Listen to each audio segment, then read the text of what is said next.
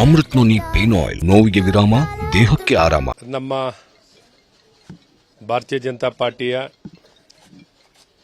ನಮ್ಮ ಬೆಂಗಳೂರು ಕೇಂದ್ರ ಜಿಲ್ಲೆಯ ಅಧ್ಯಕ್ಷರಾಗಿರುವಂಥ ಸನ್ಮಾನ್ಯ ಸಪ್ತಗಿರಿಗೌಡರು, ಬೆಂಗಳೂರು ಉತ್ತರ ಜಿಲ್ಲೆಯ ಭಾರತೀಯ ಜನತಾ ಪಾರ್ಟಿ ಅಧ್ಯಕ್ಷರಾಗಿರುವಂಥ ಸನ್ಮಾನ್ಯ ಹರೀಶ್ ಅವರು, ಇಲ್ಲೇ ಹಾಗೂ ನಮ್ಮ ಮಾಜಿ ಮಹಾಪೌರರಾದಂಥ ಸನ್ಮಾನ್ಯ ಗೌತಮ್ ಅವರು ಮತ್ತು ಸನ್ಮಾನ್ಯ ನಿಕಟಪೂರ್ವ ನಗರಸಭಾ ಸದಸ್ಯರಾದಂಥ ಗೋಪಾಲ್ ಕೃಷ್ಣ ಅವರು, ಭರತ್ ಮುನಿಯಪ್ಪನವರು, ಇನ್ನು ಎಲ್ಲ ನಮ್ಮ ಗಣ್ಯಮಾನ್ಯರು ಏನೊಂದು ಇಡೀ ಬೆಂಗಳೂರು ಮತ್ತು ಇಡೀ ಕರ್ನಾಟಕದಲ್ಲೇ ಏನೊಂದು ಡೆಂಗಿ, ಚಿಕನ್ ಗುನ್ಯಾ, ಝೈಕಾ ಇವೆಲ್ಲವೂ ಈ ಕಾಯಿಲೆಗಳು ಹೆಚ್ಚಾಗ್ತಿರೋದ್ರಿಂದ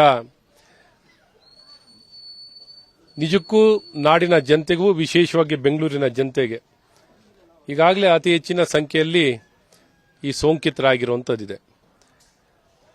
ಈ ವಿಚಾರದಲ್ಲಿ ಯಾವ ರೀತಿ ಸರ್ಕಾರ ಮತ್ತು ಬೃಹತ್ ಬೆಂಗಳೂರು ಮಹಾನಗರ ಪಾಲಿಕೆ ಯಾವ ರೀತಿ ಕರ್ತವ್ಯ ನಿರ್ವಹಿಸ್ತಿದೆ ಅನ್ನುವಂಥದ್ದು ಒಂದು ಸ್ಥಳ ಪರಿಶೀಲನೆ ಮಾಡೋಣ. ಸ್ಥಳದಲ್ಲೇ ಭೇಟಿ ಕೊಟ್ಟು ಯಾವ ಪರಿಸ್ಥಿತಿಯಲ್ಲಿದೆ, ಯಾಕೆಂದ್ರೆ ಸರ್ಕಾರ ವ್ಯವಸ್ಥೆ ಸಂಪೂರ್ಣವಾಗಿ ವಿಫಲವಾಗಿದೆ ಅನ್ನುವಂಥದ್ದು ಬಹಳ ಸ್ಪಷ್ಟವಾಗಿ ಇವತ್ತು ಸರ್ಕಾರಕ್ಕೆ ಗಮನವನ್ನು ಸೆಳೆಯಲಿಕ್ಕೆ, ಸರ್ಕಾರಕ್ಕೆ ಒಂದು ಪರಿಣಾಮಕಾರಿಯಾಗಿ ಕಾರ್ಯನಿರ್ವಹಿಸಬೇಕು ಅನ್ನುವಂಥ ಒಂದು ದಿಕ್ಕಿನಲ್ಲಿ ಇವತ್ತೇನು ಬಹಳ ಮುಖ್ಯವಾಗಿ ಡೆಂಗಿನಲ್ಲಿ ಸೋರ್ಸ್ ಇವತ್ತು ಬಹಳ ದೊಡ್ಡ ಆದ್ಯತೆಯನ್ನು ಕೊಟ್ಟು ಸೋರ್ಸ್ ಕಂಟ್ರೋಲ್ ಮಾಡಬೇಕು ಅನ್ನುವಂಥದ್ದಿದೆ. ಇವತ್ತು ಎಲ್ಲ ಕಡೆ ನಾವು ನೋಡ್ತೀವಿ ಎಲ್ಲ ಕಡೆ ಸೊಳ್ಳೆ. ಇವತ್ತು ಈ ಸೊಳ್ಳೆಗಳು, ಡೆಂಗಿ ಸೊಳ್ಳೆಗಳು, ಚಿಕನ್ ಗುನ್ಯಾ ಸೊಳ್ಳೆಗಳು ಇವತ್ತು ಮಾರಕವಾಗಿದ್ದಾವೆ. ಹಾಗಾಗಿ ಸರ್ಕಾರ ಸಂಪೂರ್ಣ ನಿರ್ಲಕ್ಷ್ಯ ವಹಿಸಿರೋದು, ಬಿಬಿಎಂಪಿ ನಿರ್ಲಕ್ಷ್ಯ ವಹಿಸಿದೆ. ಇವತ್ತು ಮುಖ್ಯ ಆಯುಕ್ತರಿಗೂ ಇವತ್ತು ಡೆಂಗಿ ಬಂದಿದೆ, ಆದರೂ ಇನ್ನೂ ಗಮನ ವಹಿಸುವಂಥದ್ರಲ್ಲಿ ಬಹಳ ಕಮ್ಮಿನೇ ಇದೆ. ಇವತ್ತು ಸರ್ಕಾರಕ್ಕೆ ತೀವ್ರವಾಗಿ ಕ್ರಮವನ್ನು ವಹಿಸಬೇಕು. ಸೋರ್ಸ್ ಕಂಟ್ರೋಲ್ ಆಗ್ತಾನೇ ಇಲ್ಲ, ಯಾರೂ ಕೆಲಸ ಮಾಡ್ತಿಲ್ಲ. ಸಂಬಂಧಪಟ್ಟ ಅಧಿಕಾರಿಗಳು ಇವತ್ತೇನು ಇನ್ಸೆಕ್ಟಿಸೈಡ್ ಅಥವಾ ಲಾರ್ವೆಸೈಡ್ ಅನ್ನೋದು, ಅಡಲ್ಟಿಸೈಡ್ ಏನು ಸ್ಪ್ರೇಗಳನ್ನು ಹಾಕಬೇಕು, ನೀವೇನಾದ್ರು ತೆಗೆದು ಆ ಸ್ಪ್ರೇನಾರು ಹೊಡಿತಾರಲ್ಲ, ಆ ಸ್ಪ್ರೇನಲ್ಲಿ ಒಂದು ಸೊಳ್ಳೆನೂ ಸಾಯಲ್ಲ. ಬೇಕಾದ್ರೆ ಹೊಡೆಸ್ಬಿಟ್ಟು ನೋಡಿ ಯಾರ, ಯಾಕೆಂದ್ರೆ ಪೈರತ್ರಮ್ ಏನು ಅದು ಸೊಲ್ಯೂಷನ್ ಅನ್ನು ಬಳಕೆ ಮಾಡ್ತಾರೆ, ಇನ್ಸೆಕ್ಟಿಸೈಡು ಅಥವಾ ಒಂದು ಕೆರೋಸಿನ್, ಈ ಎರಡೂ ಬೆರಕೆನೆ ಮಾಡಿರಲ್ಲ. ಕೆರೋಸಿನ್ ಬಿಟ್ರೆ ಆ ಒಂದು ಪೈರತ್ರಮ್ ಅನ್ನ ಬಳಕೆ ಮಾಡಬೇಕು ಅಂದ್ರೆ ಸೀಮೆಣ್ಣೆ ಜೊತೆ ಬಳಕೆ ಮಾಡಬೇಕು. ಇದು ಎಲ್ಲರ ಹರೀಶ್ ಅವರೇ ಬಳಕೆ ಮಾಡ್ತಾರ? ಬರೀ ನೀರು ಹೊಡಿಯುವಂಥದ್ದು. ಹಾಗಾಗಿ ಎಲ್ಲರ ಸೊಳ್ಳೆ ಸಾಯ್ಲಿಕ್ಕೆ ಸಾಧ್ಯನಾ? ಅದನ್ನು ಹೊಡೆಯೋದೇ ಅಪರೂಪ. ಇವತ್ತೇನು ಆ ಗುತ್ತಿಗೆದಾರರು ಕೊಟ್ಟಿರೋರ್ಗೆ ಅವ್ರಿಗೂ ಪೇಮೆಂಟ್ ಮಾಡಲ್ಲ, ಅವರು ನಾಮಕಾವಸ್ಥೆಗೆ ಹೊಡ್ಕೊಂಡು ಹೋಗ್ತಾರೆ, ಅವರೂ ಕೆಲಸ ಮಾಡಲ್ಲ. ಇಲ್ಲೇನು ಕ್ರಮನೂ ವಹಿಸಲ್ಲ. ಸೋರ್ಸ್ ಕಂಟ್ರೋಲ್ ಮಾಡಲಿಕ್ಕೆ ಈ ಬಾಟಲು, ನೀರು, ಇನ್ನೊಂದು ಮತ್ತೊಂದು ಕನ್ಸ್ಟ್ರಕ್ಷನ್ ಸೈಟು ಎಲ್ಲಾ ದಿಕ್ಕಿನಲ್ಲೂ ಇವತ್ತು ಜಾಗೃತಿಯನ್ನು ಮೂಡಿಸಬೇಕು, ತಡೆಗಟ್ಟಲಿಕ್ಕೆ ಕ್ರಮವನ್ನು ವಹಿಸಬೇಕು. ಇದೇನು ಮಾಡ್ತಿಲ್ಲ. ಪ್ರತಿ ವರ್ಷನೂ ಈ ಡೆಂಗಿ ಹೊಸದಾಗಿ ಏನು ಬರ್ತಿರೋದಲ್ಲ, ಪ್ರತಿ ವರ್ಷನೂ ಬರುತ್ತೆ.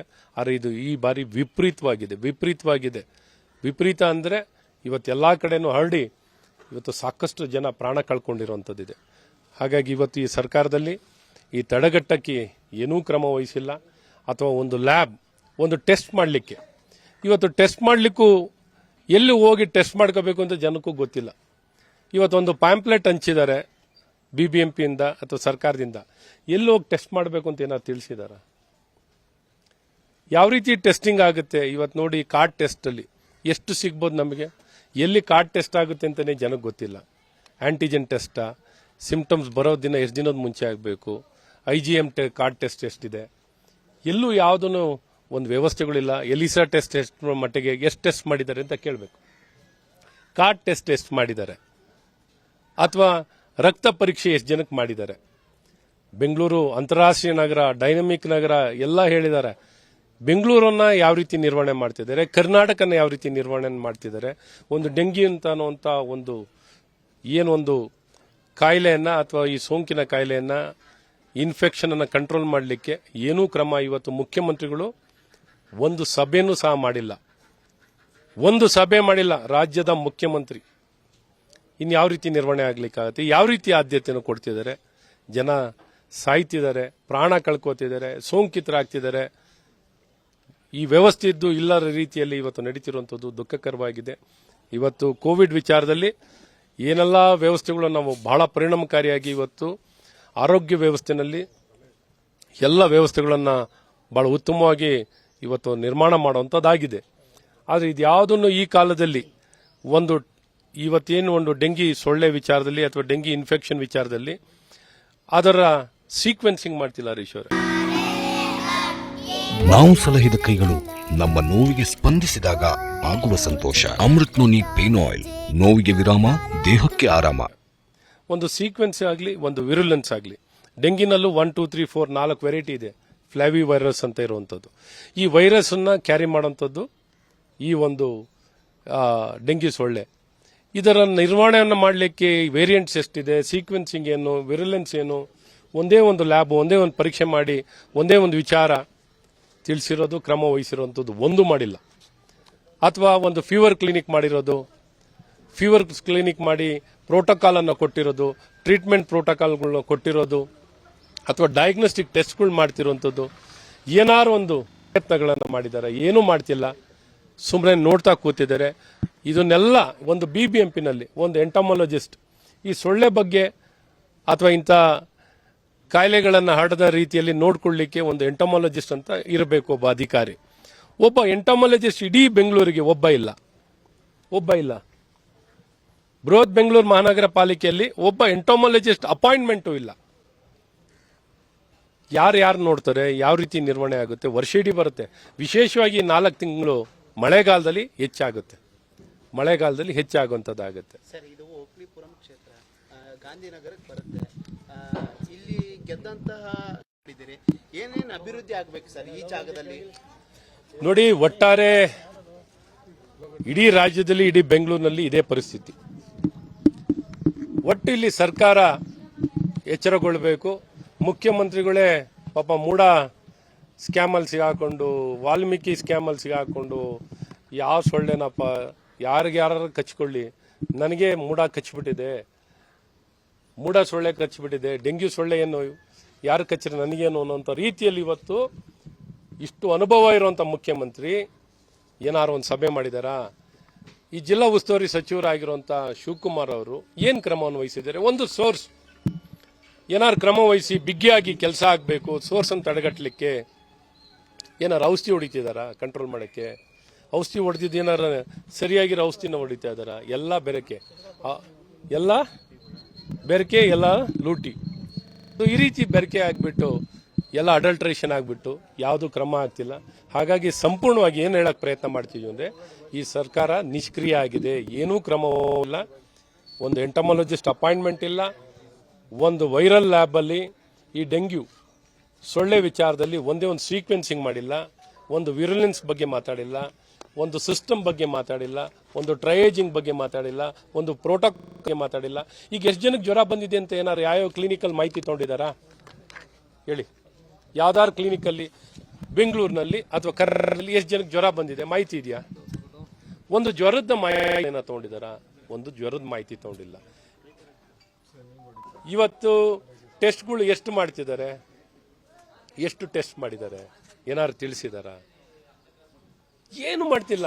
ಅಥವಾ ಯಾವ್ಯಾವ ಲ್ಯಾಬಲ್ಲಿ ಇದಕ್ಕೆ ಸೋಂಕಿತರಾಗಿ ಟೆಸ್ಟ್ ಆಗಿರೋದು ಯಾವ್ದಾದ್ರು ಇಂಟರ್ಫೇಸ್ ಮಾಡ್ಕೊಂಡಿದ್ದಾರಾ? ಎಷ್ಟೆಷ್ಟು ಲ್ಯಾಬಲ್ಲಿ ಎಷ್ಟು ಟೆಸ್ಟ್ ಆಗುತ್ತೆ ಅಂತ ಸುಮ್ಮನೆ ರಿಪೋರ್ಟ್ ಆಗಿ ಇದು ನೋಟಿಫೈಡ್ ಡಿಸೀಸ್ ಅಂತ ಹೇಳಿದ್ದಾರೆ. ಇಟ್ ಇಸ್ ನೋಟಿಫೈಡ್ ಡಿಸೀಸ್ ಅಂತ, ನೋಟಿಫೈಡ್ ಡಿಸೀಸ್ ಅಂತ ನೋಟಿಫೈ ಮಾಡಿದ್ದಾರೆ. ಆದರೆ ಯಾವ ಮಾಹಿತಿನೂ ವ್ಯವಸ್ಥೆಗಳೆಲ್ಲ ಭಾರಿ ಉದಾಸೀನ.